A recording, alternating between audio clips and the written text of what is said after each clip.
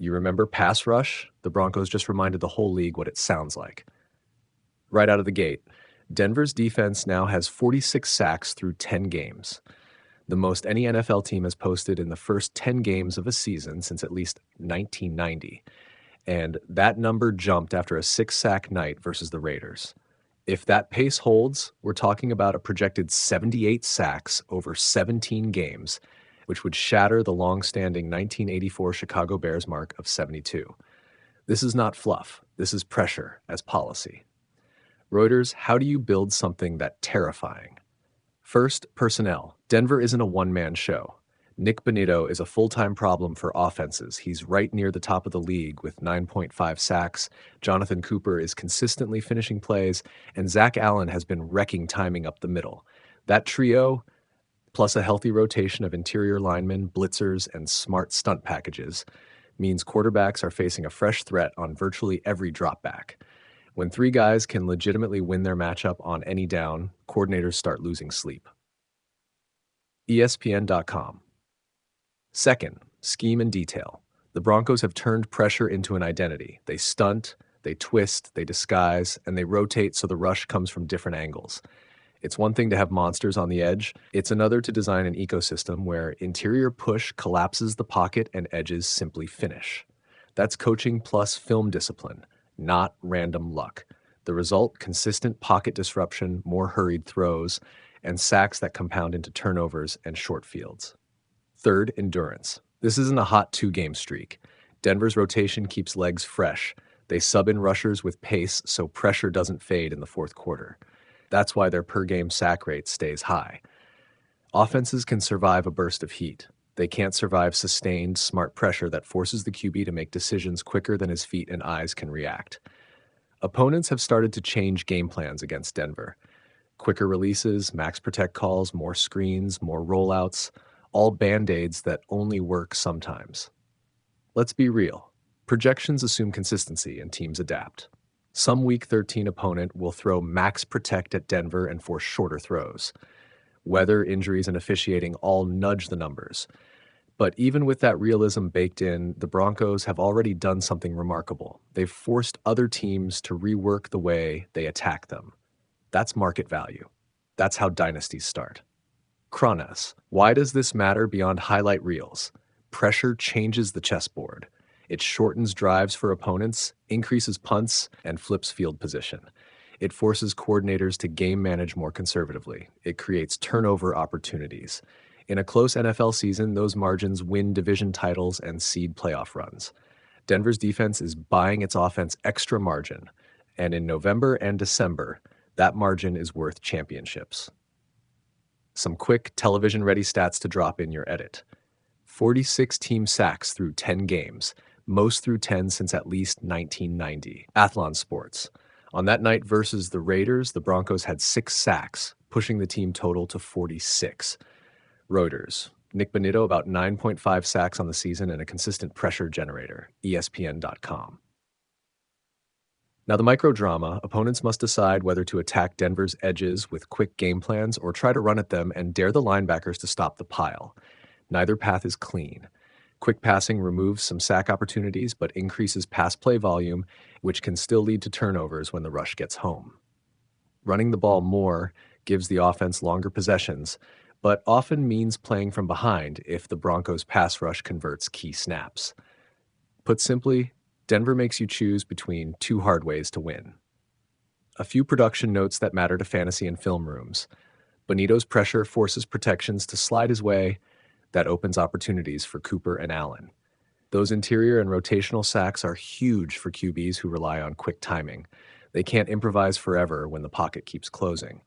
For opposing offenses, the fix is ugly and practice-intensive. Pad the protection, get the ball out quicker, and scheme more screens to punish the aggressiveness. For the Broncos, it's about keeping the rotation healthy and staying disciplined in gap assignments.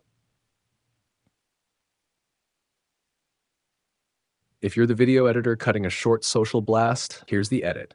Open on a QB's pocket, collapsing in slow motion, cut to Bonitto exploding off the edge, splice a defensive chalkboard showing a stunt, flash the stat card 46 sacks, most in first 10 games since 1990. Then close with the Bears' 72-sack record overlaid and a bold question: can they break it? That montage sells the idea quickly and emotionally. Athlon Sports' final frame: a cold November night, a quarterback stepping up in the pocket only to find a rush coming from the interior, then the edge, and the crowd roaring as the QB hits the turf. Records are monuments to both dominance and circumstance. The Broncos aren't just chasing a number, they're enforcing a new way to plan for games. Whether they hit 78, 72, or 70, the league has already shifted. Teams will draft differently, plan protections differently, and some QBs will carry a new kind of caution into the pocket. That's legacy in action. Want this turned into a ready-to-record 8-minute video script with VO lines, exact stat callouts, and B-roll cues timed to the action? I'll write it straight through in American English. No filler, just tape and tight lines. What happens when a team decides to make quarterbacks uncomfortable for a living and then keeps doing it week after week until the stat sheet looks like a headline from another era? Picture Empower Field on a typical cold Denver night. The lights are bright, the crowd is wound tight, and the defensive line breathes in like a predator. That's where this story starts. A stadium that has become a pressure chamber and a defense that's learned to turn panic into points. Through 10 games, the Broncos have 46 sacks. 46. That number is loud. It's the kind of thing you feel in your chest before you see it on the scoreboard. You don't get 46 sacks from luck. You get them from an identity. The Broncos are not a group that waits politely for mistakes. They manufacture them. Nik Bonitto, Jonathan Cooper, Zach Allen. These names are popping up like chorus lines in opponents' nightmares. Guys who used to be entries on scouting reports are now the nouns of a sentence the rest of the league keeps repeating. Hurry him, hit him, make him think twice. There's an electricity to that. When a pass rusher flashes upfield and the pocket collapses, the stadium reacts like it's been sparked. A gasp, a chant, a swelling feeling that something important just happened. It's easy to romanticize sacks, to replay the highlight, rewind the hit, share the slow-motion splatter of a quarterback hitting the turf. But the real magic is subtler. Every sack is a nudge at a quarterback's certainty. It's a half second that forces a decision. Throw now, or hold and risk getting smacked? That little hesitation ripples through an offense. Routes are shortened, timers change, playbooks get rewritten on the fly because someone had the courage to push the pocket and force an answer. The Broncos aren't just collecting sacks. They're reshaping how opponents think. And yes, it's historical. Those 46 sacks are the most any team has had through 10 games since 1990. That's not a random footnote. That's a sentence that begins to read like a potential chapter in the record book. Talk in the locker room shifts. It's not just winning this week anymore. It's asking what a season could look like if this keeps up. The 1984 Bears set a number nobody expected to move: 72. If Denver keeps their current pace, they'd finish north of that. Imagine that. A defensive unit today haunting a record set in an era whose legends are still whispered on Sundays. That's the kind of thing that turns players into stories and seasons into lore. But for all the romance, there's a ledger to mind. The Broncos' offense hasn't been flawless. Bo Nix did enough to win against the Raiders, but the points were scarce and the yardage slim. Defense can paper over offensive stumbles for a while. It can flip a low-scoring game into a win when the other team keeps hurting itself. But football seasons are long, and fatigue is patient. When your defense is on the field a lot because your offense can't sustain drives, those sacks start to feel like taxes. They add up, and eventually someone will need a break. That's why what the coaching staff is doing matters as much as the lineman's technique. Rotations are everything. Snap counts have to be managed like precious cargo. You can't get greedy with your best pass rushers and expect them to be fresh in December's playoff air.